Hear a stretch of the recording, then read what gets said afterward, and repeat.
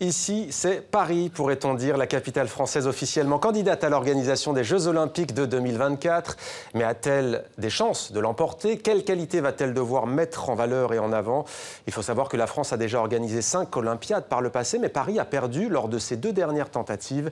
Alors, les leçons ont-elles été retenues? On voit ça ce soir avec Denis Masseglia. Bonsoir. Bonsoir. Bienvenue à vous sur TV5 Monde. Merci d'être avec nous. Vous êtes le président du CNOSF, le Comité national olympique et sportif français. Alors, pourquoi se lancer précisément aujourd'hui? Pourquoi tenter à nouveau maintenant?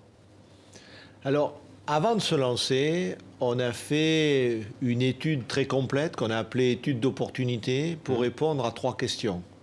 Premièrement, est-il intéressant, opportun d'être candidat? Deuxièmement, en a-t-on les moyens? Et troisièmement, a-t-on des chances de gagner? Et on a pour cela réuni un certain nombre d'experts. Près de 200 personnes ont participé à tous les ateliers. Et on a conclu positivement, par un oui très massif même, aux 3 questions. Donc, effectivement, après 2 échecs successifs, dont un de pas beaucoup, quand même, il faut le rappeler, on a estimé que, avec une nouvelle appréhension des choses formulée par le Comité international olympique à travers l'agenda 2020, on avait beaucoup d'atouts pour pouvoir prétendre enfin gagner ces Jeux. Alors j'aimerais qu'on regarde ensemble une image de Denis Masseglia. Elle va peut-être vous parler. Il s'agit de l'affiche des dernières Olympiades d'été, derniers Jeux d'été organisés en 1924. Ça fait long. Ça fait long, ça fait moins d'un siècle, mais ça fera un siècle en 2024. Pile poil, peut-être que c'est un signe du destin. Alors, on va maintenant regarder comment ça s'est passé hier, puisque c'était le jour J. Paris officiellement désigné, annoncé comme candidate de ces JO 2024. C'était à la Maison des Sports de Paris, en présence de nombreux athlètes, et notamment de Tony Estanguet. On regarde, c'est un reportage de notre partenaire France 3. Donc voilà, je pense que tout le monde est prêt. C'est le symbole de cette candidature parisienne. Le monde sportif uni et mobilisé pour faire de Paris l'heureux élu en 2024, parmi eux de grands champions qui ont déjà été sacrés aux JO. Au moins vivre les Jeux au moins une fois dans ma vie à la maison, c'est quelque chose de grandiose, c'est quelque chose de magique. Et puis voilà, aujourd'hui on est tous réunis, nous sportifs, qui mieux que nous les sportifs pouvons raconter l'histoire des Jeux. L'idée, c'est vraiment de construire une vraie communauté d'athlètes pour porter le projet, parce que c'est une tâche immense qui nous attend. Et c'est vrai qu'avec la diversité du sport français aujourd'hui, on a un vrai atout. J'ai vécu des moments magiques et j'espère revivre ces moments magiques pour nos enfants.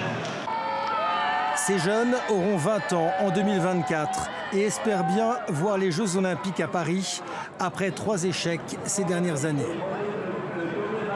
Je crois que l'important, c'est de savoir donner à chacun l'ambition qu'on a tous, qu'on porte dans notre cœur, qu'on porte dans notre effort au quotidien quand on est athlète. Mais véritablement, aujourd'hui, ce signal est exemplaire pour une France qui gagne. L'autre atout de Paris, c'est la quasi-unité politique qui entoure un projet bien avancé. Heureuse, très heureuse. Et porté par sa mère, Anne Hidalgo. Il repose essentiellement sur des infrastructures déjà existantes. Grâce à cela, la candidature parisienne évalue son projet à 6 milliards d'euros, un montant bien inférieur aux fortunes dépensées lors des précédentes Olympiades.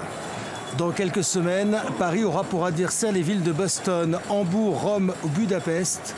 Verdict été 2017 avec le vote des membres du Comité international olympique. Voilà, c'est l'unité sacrée donc au niveau sportif et politique. Denis Masseglia, quels sont les autres atouts de la capitale française ? Alors, il y a l'unité, effectivement, c'est incontournable. Il faut aussi, pour pouvoir convaincre les membres du CIO, montrer l'engouement des Français. Donc, on part avec des scores assez élevés de positivité à l'égard de cette candidature. Donc, il va s'agir pour nous de renforcer cette opinion favorable pour qu'elle se transforme demain en engouement. C'est un élément important d'appréciation pour les membres du CIO. Et puis je crois aussi que ce qui sera effectivement un atout majeur sera notre capacité à nous inscrire dans le cadre de l'agenda 2020 et de ce qu'il y a comme recommandation pour les villes candidates. Là aussi, on préconise d'avoir des équipements existants, on en a, ou temporaires. On peut en faire, et en particulier dans les sites patrimoniaux de Paris qui sont absolument exceptionnels. Donc tout ça peut nous permettre d'avoir un dossier technique absolument en conformité avec les recommandations de l'agenda 2020. Un coût raisonnable, ce qui ne veut pas dire un low cost, mais un coût adapté. 60 millions d'euros, hein, selon votre estimation. Non, les 60 millions, c'est le budget des JO. La candidature. Ouais. Le budget des JO, c'est 6 milliards. Ouais, 80% des infrastructures déjà prêtes, semble-t-il. Combien ça pourrait coûter, justement, les 20% restants? En termes d'infrastructures, il nous reste effectivement à bâtir un centre aquatique. Bon, c'est les piscines nécessaires à l'expression des événements sportifs. Mais elle serait où, cette piscine, vous le savez, par exemple? Pardon? Vous le savez, ce soir, elle serait où, cette piscine? Non, il y a plusieurs sites et donc il y a quand même un choix à faire pour lequel je me garderai bien de prendre parti. Par contre, il est nécessaire effectivement d'avoir un centre aquatique. Il est nécessaire aussi d'avoir quelques travaux de rénovation pour le Stade de France. Et puis, on va attendre que l'Arena de Bercy, le Stade Roland-Garros prennent une figure définitive. On sait qu'on peut compter aussi sur le Vélodrome de Saint-Quentin, sur le golf, sur la base d'aviron à Vers-sur-Marne. Donc, il y a déjà des infrastructures de grande qualité qui ont accueilli des championnats du monde et qui sont au niveau d'un événement olympique. Donc, de ce point de vue-là, je crois que on est paré. Après, il faut construire le village, qui n'est pas qu'un héritage sportif, qui est aussi un héritage sociétal. Donc, il s'agira de le positionner de façon à ce que les temps de transport soient adaptés, c'est-à-dire raisonnables. Alors, la décision finale, on l'a entendu dans le reportage, sera prise dans un an, un peu plus d'un an, à l'été 2017. Les villes rivales ont-elles aussi d'autres arguments? Bien sûr, bien sûr. Ah bon, écoutez, on aborde une compétition qui est une compétition sportive. Comme tous les sportifs, il faut avoir confiance en soi, ce qui ne veut pas dire pour autant qu'il faut avoir de l'arrogance, et il faut aussi avoir suffisamment d'humilité pour respecter les adversaires, qui sont aussi des concurrents. Quelle ville craignez-vous le plus?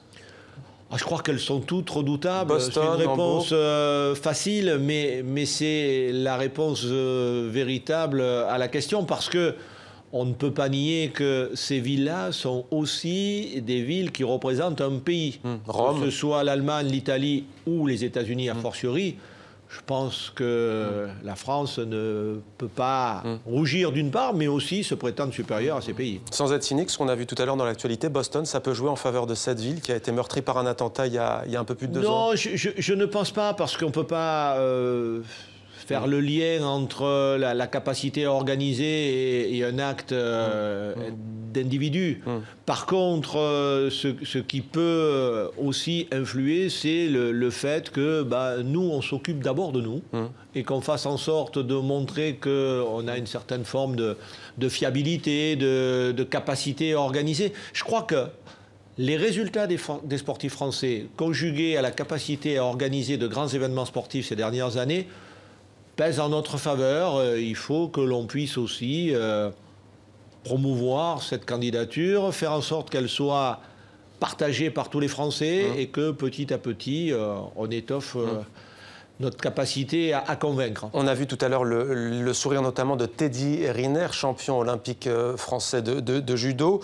Il veut vivre ces événements à la maison. Des sportifs avaient pleuré un jour de juillet 2005. Vous étiez triste aussi. C'était très précisément le 5 juillet 2005 à 13h30 à Singapour. C'est ce jour-là qu'on a appris que ça allait être Londres. On le voit, l'image qui est désignée. Est-ce que vous vous souvenez de ce moment-là? Oui, bien sûr. Oui. On s'en souvient. Pratiquement minute par minute ou seconde par seconde, oui.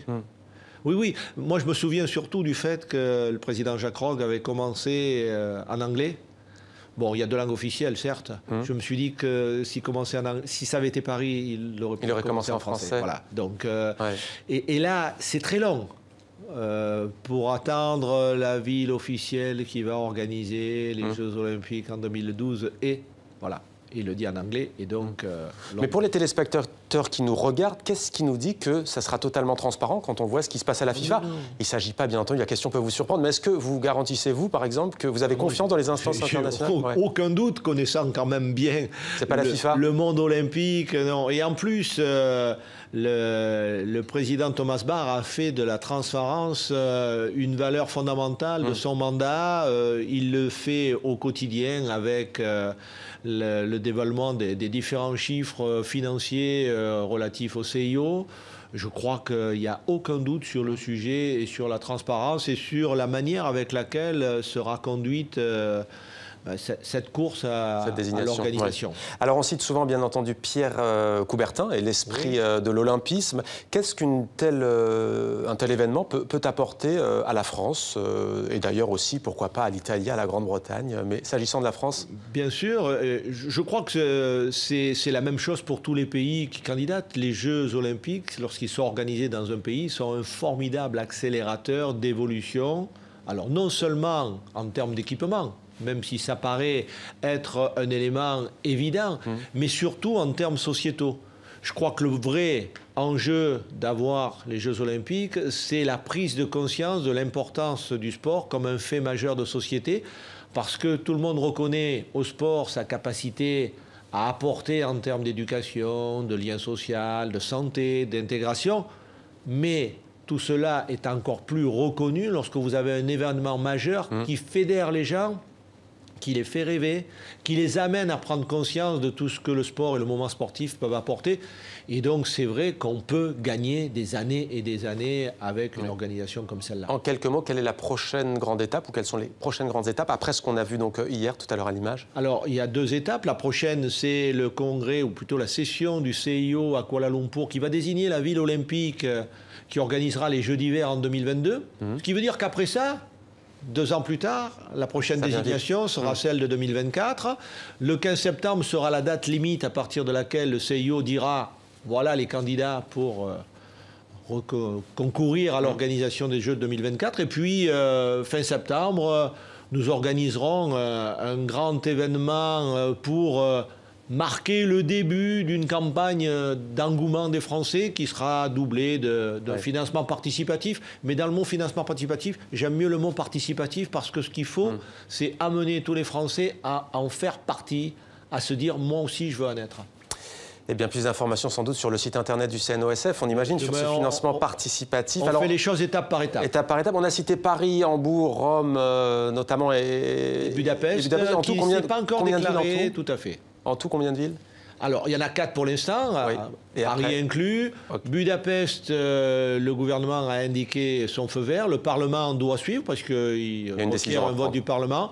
Bon, on ne sait pas aussi si Bakou, qui organise actuellement les Jeux européens et qui attendra forcément la fin de ces Jeux européens avant toute déclaration, sera candidat ou pas, c'est possible. Bakou, capitale de l'Azerbaïdjan. Merci beaucoup, Denis Masseglia, président du Comité national olympique et sportif français. Merci d'avoir répondu à nos questions au lendemain de la désignation officielle de Paris, candidate au JO d'été 2024.